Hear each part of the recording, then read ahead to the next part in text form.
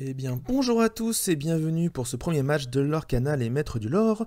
Aujourd'hui, juste une petite intro rapide pour rappeler, donc on va avoir un match entre Sasuken et Marco. Un petit match donc en BO3. Je rappelle, le premier joueur qui aura 2 victoires aura gagné la manche et passera à l'étape supérieure. Pour savoir les decks et les explications, je vous laisse tout de suite la main avec mon moi du passé qui va vous expliquer tout ce qu'il faut. Bon match.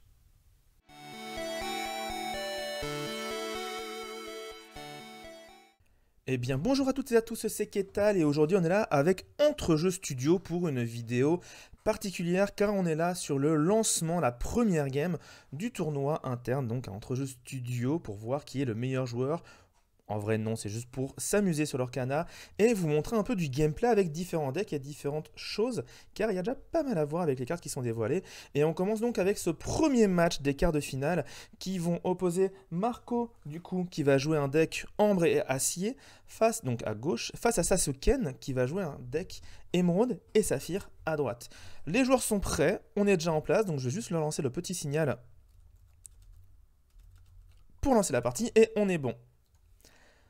Donc, d'un côté embrassier, donc Ambre a un moyen de récupérer des cartes pas mal.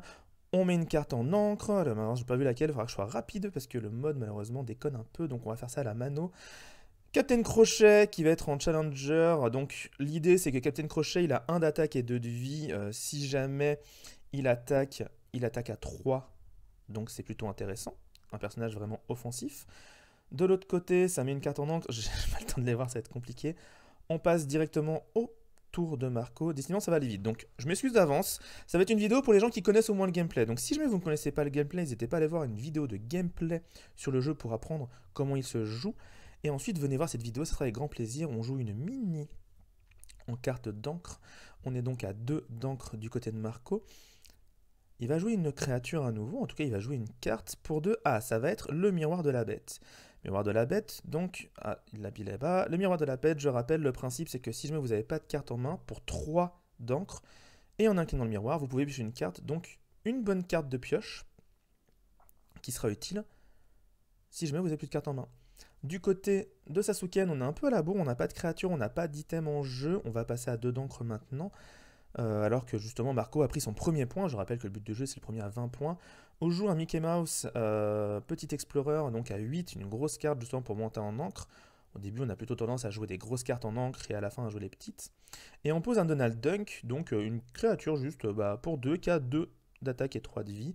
En gros, si jamais il y a un duel contre Captain Crochet, les deux meurent, si jamais c'est Captain Crochet qui attaque, mais si jamais Donald Duck, lui, attaque, vu que le Captain, en défense, il n'a que 1 d'attaque, Donald survivrait.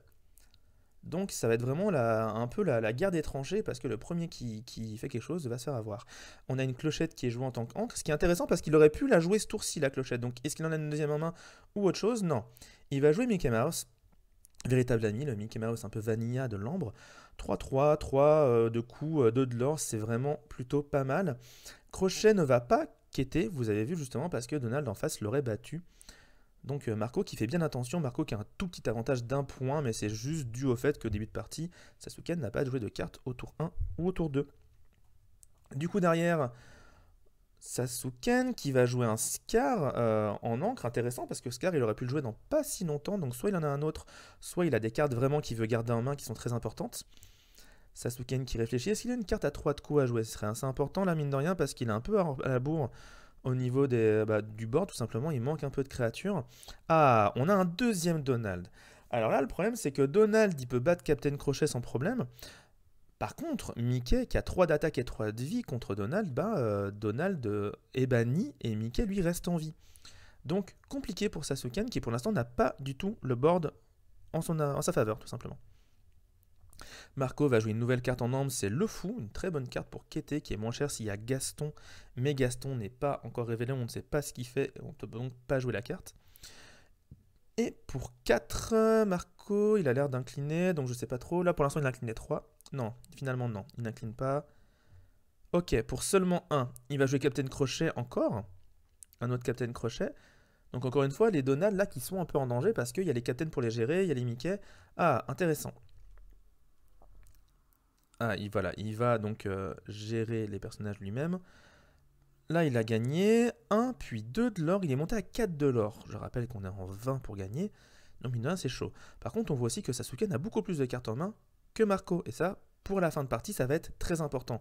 Donc, Marco, il a vraiment tout intérêt à essayer de rusher au maximum le l'or pour essayer de grappiller les points qui lui manqueraient en fin de partie avant que Sasuke, lui qui joue Saphir Émeraude, puisse faire des trucs un peu forts. D'ailleurs, il m'a dit Émeraude, c'est pas du tout Saphir Émeraude, c'est Saphir Rubis. Alors, soit c'est moi qui ai mal entendu, soit c'est moi qui ai mal noté, soit c'est lui qui a mal dit. On le saura plus tard. Ouais, en fait, non, c'est même pas Saphir Émeraude, donc c'est Rubis Émeraude. Il avait dit Saphir, ça je suis à peu près sûr, donc bon, je crois que c'est lui. Le chat de Cheshire, le fameux 2 de l'or, et en plus, quand il est banni, ça bannit la carte qu'il a challengée. Donc très très fort évidemment comme personnage. Donald Duck va faire un défi, j'ai l'impression. Voilà, Donald Duck qui va défier Captain Crochet, si je me trompe pas. Et qui prend 2. Donc Captain Crochet, il s'en va. Ah, intéressant, si on met les dégâts à la mano, ça fait quand même certains trucs tout seul. En fait, le problème, c'est que normalement, le mode est scripté, mais on a vu qu'il y avait un petit problème avec Mickey, qui était joué directement dans la défausse. Donc, on a préféré faire les choses à la main pour ce coup-ci. Mais pour la prochaine fois, on fera ça tout bien. En tout cas, j'espère. Donc, petit tour, mine de rien, de Sasuken, qui a réussi à bannir un Captain Crochet et qui a pu aussi quêter avec un Donald Duck, donc il remonte un peu en termes de lore. Les deux joueurs sont à 4 de l'or. Mais là, je crois que ce tour-ci, justement, Marco n'a pas encore joué de cartes en encre. Pardon, je dis 4, 2 sont 4 de l'or, les deux sont 4 en encre, bien évidemment. 4 en encre, qu'est-ce qu'on joue? On joue Hades, qui va récupérer le Captain Crochet qui était banni, qui était dans la défaut, justement. Très intéressant. Le Captain Crochet dont on va servir pour pouvoir ancrer. Donc, vraiment bien joué. Parce que là, Captain Crochet est moins intéressant, évidemment. En plus, Hades, avec 3-2, il faut quand même faire attention parce que les Donald seraient très efficaces sur lui. Et on a quêté de ouf avec ces personnages.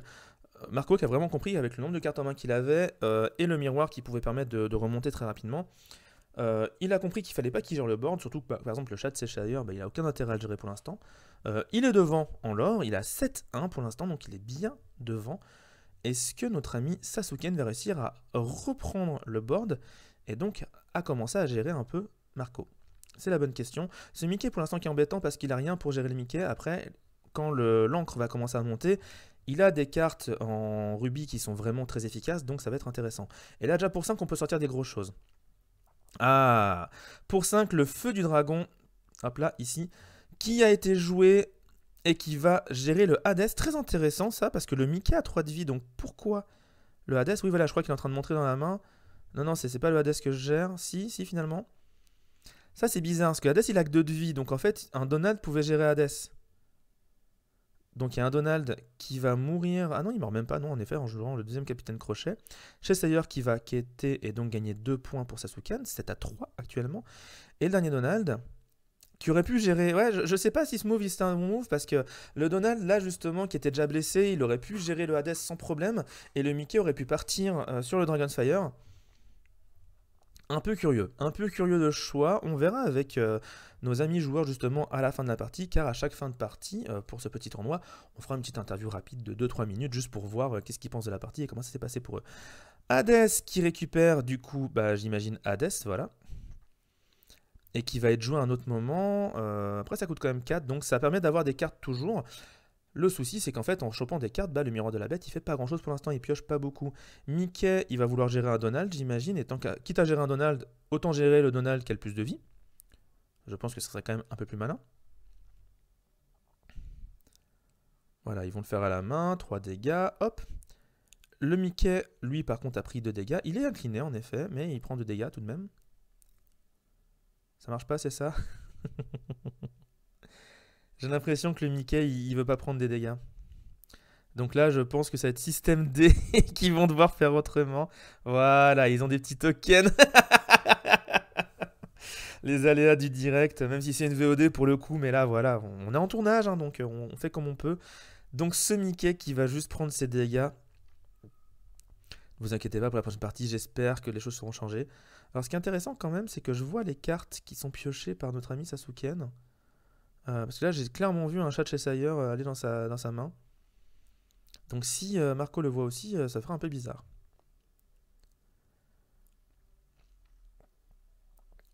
Sasuken, donc 4 danks, 5 danks, pardon. Là, ça commence quand même à envoyer des gros dégâts.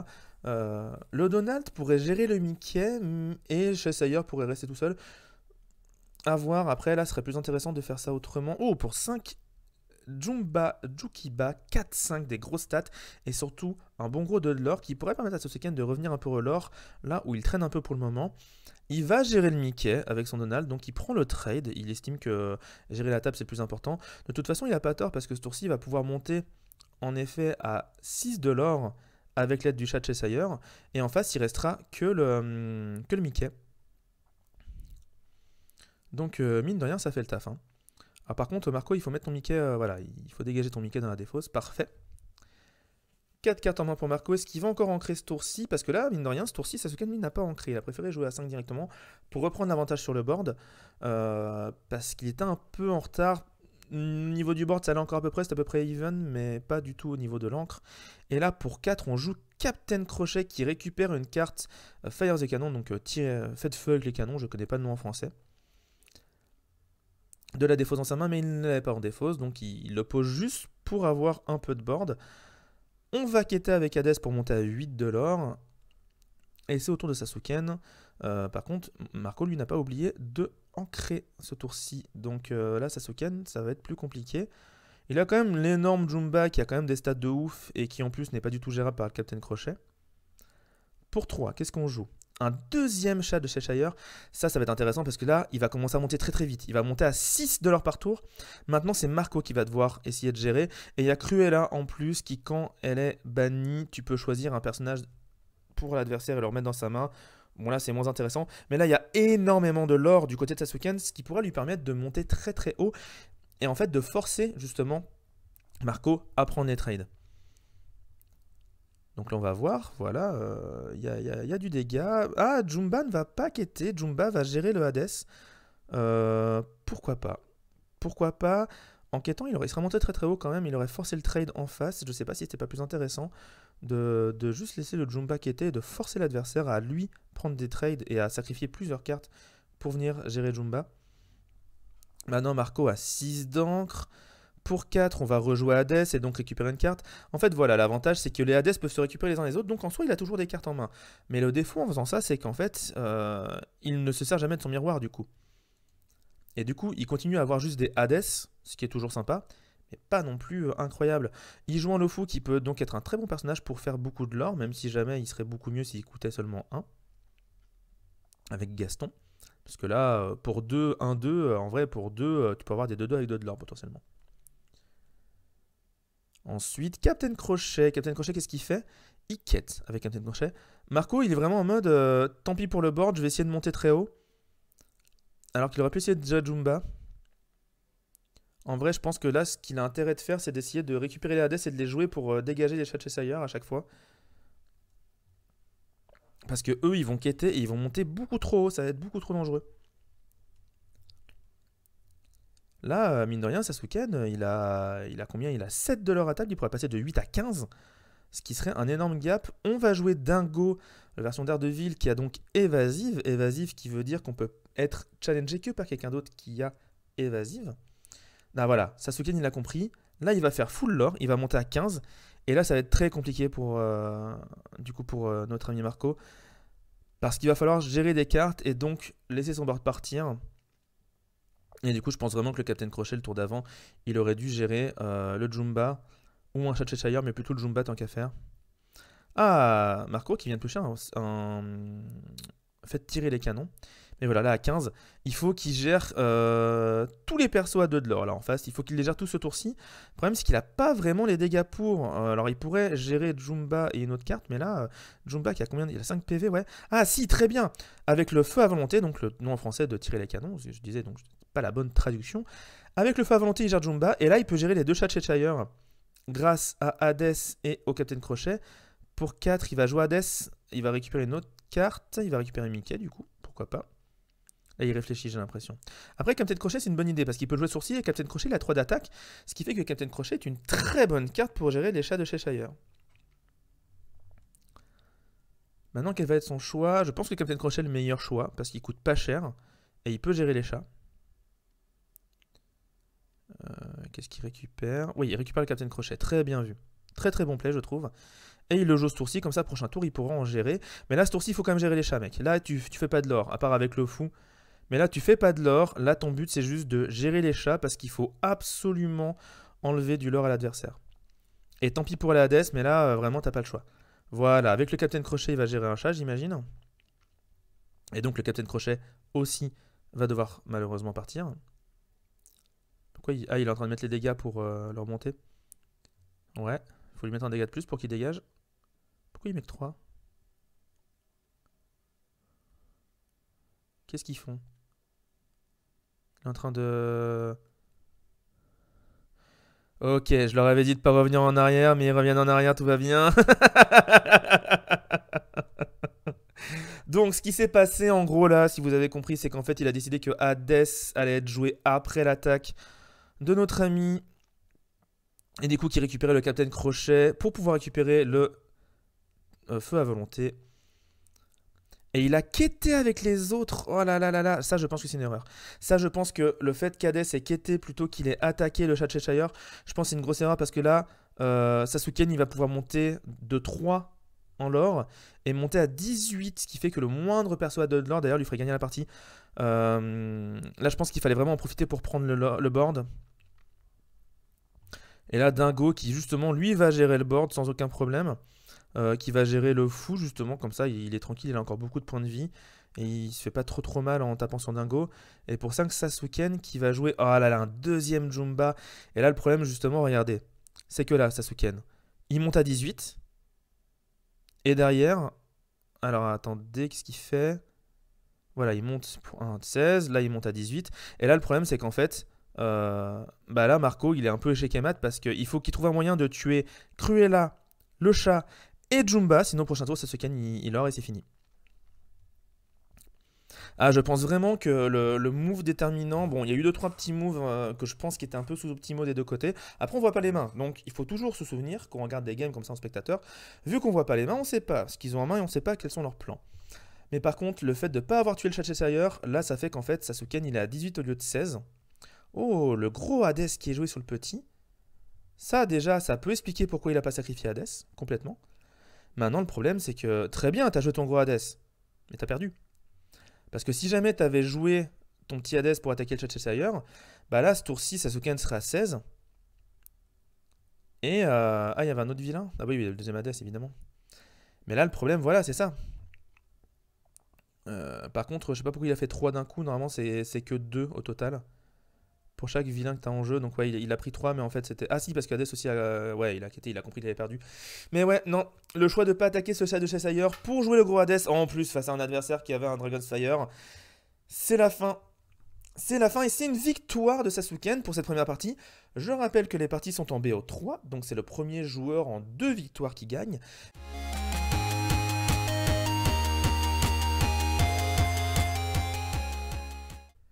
Et on est parti pour la deuxième game pour l'Orcana. Donc, toujours Marco contre Sasuken. On a remis en place le parti, on a remis en place les decks, tout va bien. Il n'y a eu aucun problème technique entre les deux games, bien évidemment. Et on va voir si jamais ce coup-ci Marco arrive à l'emporter ou si définitivement Sasuken ou tout du moins son deck sont meilleurs. Je vais leur dire donc dans le chat, let's go, qui est notre signal. Et voilà, c'est parti. Donc, on va jouer un petit le fou pour ancrer. Intéressant, le fou comme choix, comme première carte à entrer, vu que c'est quand même une carte qui peut faire de l'or et qui coûte pas très cher. On joue un Captain Crochet version à 1 direct, donc assez intéressant. La petite version avec la lame à la place du crochet qui est quand même assez classe, je dois l'avouer. En face, on va mettre un Tigrou du coup en encre. Et qu'est-ce qu'on va jouer? Qu'est-ce qu'on joue quelque chose pour 1? Ceci dit, en vert rouge, je crois pas de 4 cartes à 1, ou alors ça ne me dit rien là tout de suite, faudra voir. Marco, donc, il y a toujours un petit avantage en début de partie à chaque fois parce qu'il arrive à poser des cartes dès les premiers tours. Pour 1, il avait joué le Captain Crochet, et pour 2, il joue le miroir. Pour l'instant, c'est la même chose. Non, il change d'avis finalement. Que pour 1, il pose un deuxième Captain Crochet. Donc, il se dit que le miroir, il pourra le jouer plus tard, et il a raison en soi, autant poser de quoi avoir de la présence sur le board. Le miroir ne fonctionnant que quand on n'a plus de cartes en main, on a vraiment le temps de le jouer, il n'y a aucun souci là-dessus. Il monte à 1 de l'or et donc il prend l'avantage dans ce début de partie, grâce à ses cartes pas chères. Maintenant, il va falloir voir du côté de notre ami Sfuken si jamais il a quelque chose à jouer ce tour-ci. Pour 2, il joue Aladdin, comme la dernière fois. Aladdin 2-2. Contre Captain Crochet, c'est un peu comme Donald, c'est-à-dire que celui qui attaque bat l'adversaire. La différence étant que si Aladdin c'est lui qui attaque, il ne meurt pas. Ah, Marco qui a encore pioché un Captain Crochet, j'ai l'impression. Il va peut-être en servir pour ancrer ce coup-ci. C'est vraiment bizarre le fait de pouvoir voir les cartes piochées. Je sais pas si j'aime en tant que joueur, ça le fait aussi, mais ce sera un peu nul pour le mode. On va en parler de toute façon. On a plein de petits retours à faire au créateur du mode qu'on remercie encore. Parce que les modes qu'on utilisait avant, ils n'existent plus. Oh, Christophe, très intéressant, c'est un peu comme Mickey, ça, c'est pour 3 de stats avec de l'or, ce sont de très bonnes cartes, mine de rien, très solides, qui vont, je pense, être la base de pas mal de decks, parce que à 3 d'attaque, tu gères beaucoup de créatures, mine de rien, et à 3 de vie, tout autant, en fait, tu te protèges beaucoup de créatures début de partie. Les 3-1, on n'en a pas encore vu, et du coup, avoir 3 de vie et 3 d'attaque en début de partie, c'est plutôt pas mal. Bon, à part Captain Crochet quand il attaque, c'est un fait. Mais là, mine de rien, Marco qui prend un peu le large. Aladdin, par contre, qui va pouvoir gérer les Captain Crochet, au moins en gérer un. En face, voilà, on est en train d'ancrer tous les dingos et tous les tigrous de la Terre, parce qu'on n'a pas grand-chose d'autre à faire. Et le Mickey Swampbot Pilote, qui arrive 3-4 pour 3. Et là, mine de rien, c'est un peu chiant pour Marco, parce que lui, ses cartes, elles ont plutôt 3 d'attaque et pas 4. Donc, soit il a un petit sonnet feu à volonté pour pouvoir gérer le Mickey avec une attaque en plus, soit ce n'est pas le cas, sachant que le feu à volonté ne pouvait pas gérer Aladdin parce qu'il a ward, ce qui le protège des effets qui pourraient le choisir, sauf des challenges. On va donc évidemment gérer un Captain Crochet, alors que Marco pioche un Mickey, qui comme Christophe, au final c'est à peu près le même. Il se sert du Mickey pour ancrer, donc peut-être qu'il n'a pas grand chose d'autre à faire, ou qu'il a une très bonne carte à 4 à jouer, peut-être par exemple le Hades, non pour 2, est-ce qu'il pose le miroir ou est-ce qu'il fait autre chose? Là le problème c'est vraiment le Mickey son bot Willy qui est problématique. Il va quêter avec ces deux personnages, très intéressant ça. Il monte quand même vite en encre à ce niveau-là. Maintenant, il laisse au choix l'adversaire de pouvoir gérer son board. Aladdin pourra gérer Captain Crochet en mourant et Mickey pourra gérer Christophe sans mourir. En face, on joue un chat chez Cheshire en encre, ça veut dire qu'il en a beaucoup à mon avis et qu'il n'a pas grand-chose d'autre. Là, il joue un chat chez Cheshire pour 3, qui pourra quêter très efficacement, mais là, voilà, Mickey va gérer Christophe en le bannissant grâce à un challenge. Il va prendre 3 points de dégâts, mais il a 4 points de vie, donc c'est plutôt ok. Et maintenant, est-ce que le Aladdin va gérer Captain Crochet ou pas? Ça, c'est une bonne question. Parce que Captain Crochet, mine de rien, il a 3 d'attaque quand il attaque, donc c'est un peu embêtant. Vaut mieux le gérer plutôt que de le laisser gérer des plus grosses créatures. Non, il ne fait rien avec Aladdin. Alors ça, c'est curieux. La question, c'est est-ce que Marco a un feu à volonté? S'il a un feu à volonté et qu'il tue le Mickey avec ça, c'est vraiment bien pour lui, parce que du coup, Captain Crochet pourra derrière gérer le chat. On joue Tinkerbell, ok. Est-ce qu'il fait quelque chose pour 1? Il ne peut pas l'incliner ce tour-ci. Donc Tinkerbell Clochette, qui va pouvoir s'incliner pour piocher une carte. Il joue le miroir en tant qu'encre, très bien. Il monte à 5 d'encre donc ce tour-ci. Est-ce qu'il fait quelque chose d'autre? Je ne sais pas s'il a un feu à volonté, mais ce serait vraiment bien qu'il en ait un. Clochette qui va lui permettre de piocher des cartes piocher des cartes de défausser. Non, il fout l'or. Il l'or avec les deux. Il est en train de monter très très vite, mine de rien. Et il force en fait Sasuken à essayer de le gérer. Parce que lui, après il vient de jeter son miroir. C'est peut-être. Faut voir s'il en a un deuxième en main. S'il n'en a pas d'autre en main, c'est peut-être un choix un peu dangereux. Tout simplement parce qu'il a besoin de piocher. Il n'a plus qu'une carte en main. Là où la Sasuken en a encore beaucoup. Sasuken qui a joué peu de cartes en début de partie. Et donc là pour 5, qu'est-ce qu'il nous joue? Pour 5, il y a quand même des trucs assez forts pour y avoir Mulan. Ah non, c'est le Aladdin, c'est pour ça qu'il n'a pas joué avec, c'est qu'il comptait se servir d'Aladdin. Et là, ça va faire mal. Aïe, aïe, aïe, aïe, aïe, Aladdin, ça fait trop mal. Parce qu'Aladdin a la capacité shift, ce qui fait qu'on peut le jouer pour 5 sur un autre Aladdin qui existait. C'est pour ça qu'il l'a gardé en vie, qu'il ne l'avait pas incliné. Et surtout, il a le Daring Exploit, qui fait que pendant son tour, si jamais Aladdin challenge une créature et là-bas, ça fait tout simplement perdre 2 de l'or à son adversaire et en gagner 2 pour lui. Et là, pour moi, c'est le tournant de la game parce que là, je vois pas ce que Marco peut faire. Ah là là là, le Aladdin, il fait tellement mal. Aladdin qui est une carte qui va être x4 dans tous les decks, clairement. En plus, il a pris que 2 dégâts seulement au total. Et bah du coup, le problème, c'est qu'un feu à volonté ne suffirait pas à gérer ce Aladdin. Là, maintenant, il va falloir gérer les choses. Mais voilà, en inclinant Tinkerbell, bah, tu la rends sensible à de potentiels effets d'attaque.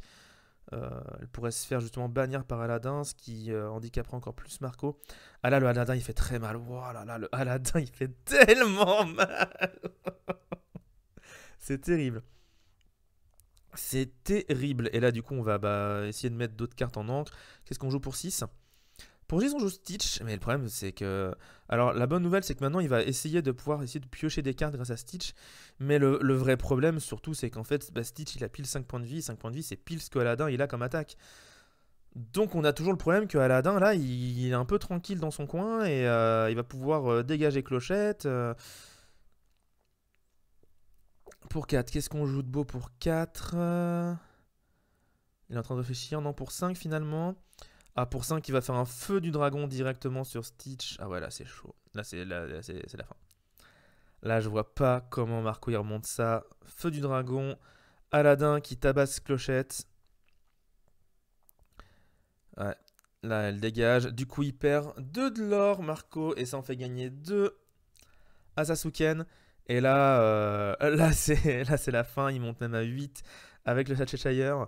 Moins de cartes en main, plus de board. Un Aladdin en face qui a toujours 4 d'attaque et 2 de l'or. Enfin, toujours c'est 4. Enfin, quand je disais 4, pardon. Il a pris 4 dégâts, mais il a toujours ses 2 de l'or. Il n'y a rien pour le gérer pour l'instant. Il faudrait vraiment un feu à volonté pour essayer de le gérer. Mais là, je crois qu'il a pioché une mini. Et du coup, c'est pas incroyable niveau carte. Ouais, non, 2-3, c'est pas fou. Il tourne de Sasuken là, mais vous voyez finalement, je sais pas ce que c'est sa carte en main, mais peut-être qu'il aurait dû la jouer avec le miroir. En même temps, si c'est une grosse carte, c'est chiant si c'est un Hades. Donc, à noter, mine de rien, ouais, là, ça, là il pose le board, c'est la fiesta. Il va sûrement pas jouer avec Aladdin, mais il va utiliser les chats du Cheshire pour quêter. Monter à 10, c'est pas si son tour. Et là, ouais, Aladdin, il va juste rester pour tuer une dernière créature. Je sais même pas si son effet il marche. Vu qu'il baigne en même temps, je sais pas comment ça marche à ce niveau-là. On verra. Mais je sais pas si ça a été statué, ça, le fait que Aladdin il fasse son effet ou pas. Normalement, ils partent en même temps, donc il peut pas faire son effet. Vaiana qui joue avec les princesses. Alors, c'est très intéressant, mais c'est un peu trop tard, malheureusement. Même si Vaiana est vraiment très très sympa. 3 de l'or, mine de rien. Est-ce que ça annonce un petit retour en force de notre ami Marco? Non, il y a Jumba en face. 4, 5 et 2 de l'or. Beaucoup trop de l'or, beaucoup trop de PV en face. Là, il y a vraiment de quoi faire. Voilà, il va l'or avec tout le monde. Est-ce qu'il aura avec Aladdin? Même pas. Tour de Marco, je sais pas s'il va pouvoir faire grand chose. En fait, il manque de cartes à 3 d'attaque. Il en avait au début, mais elles se sont fait battre parce qu'il a quêté avec pour essayer de monter très très vite. Mais au final, ça s'est retourné contre lui parce que ces cartes-là, elles auraient été bien utiles avec beaucoup d'attaque pour essayer de gérer ce que le joueur d'en face mettait. Donc au final, quêter, même quand l'adversaire n'a pas de créature, ça peut toujours être dangereux, surtout s'il y a un Aladdin en face qui peut être shift. Mais là, évidemment, c'est la fin, hein, parce qu'il a quêté avec Mini, avec Vaiana, mais c'est pas assez. En face, ça a 3 points de vie partout. Lui, il a que 2 ou 1 d'attaque. Là, il n'y a pas de solution. Hein. Il n'y a pas de solution. Les 5 de l'or, en face, ça va les faire, c'est une certitude. Le deck de Sasuken qui fonctionne bien. Hein. Maintenant, il faut voir si le deck de Sasuken il fonctionne bien contre des decks qui l'or vraiment beaucoup plus vite que lui, ou alors contre des decks qui ont des créatures un peu plus costauds. Mais là, j'avoue que le combo de cartes est très intéressant. Peut-être un deck acier et rubis qui pourrait le battre. On a un participant qui a un deck acier et rubis dans le tournoi, vous verrez plus tard. On verra si jamais il passe et si jamais il rencontre. Mais j'avoue que là, le deck de Sasuken, il fait forte impression. Hein. Émeraude rubis, ça déconne pas. Et pourtant, Émeraude rubis, ça fait partie des cartes qui ont le moins enfin, qui ont plutôt le plus de cartes dont le lore n'est pas entièrement révélé. On va abattre quelqu'un. Alors attendez, il attaque avec qui là? Avec Cruella et avec Aladdin. Alors qu'est-ce qu'ils font? Est-ce qu'ils estiment que ça donne du lore? Ah, ils estiment que ça donne du lore. Ah non, non, voilà. Il dit Joseph. Et voilà. C'est la fin.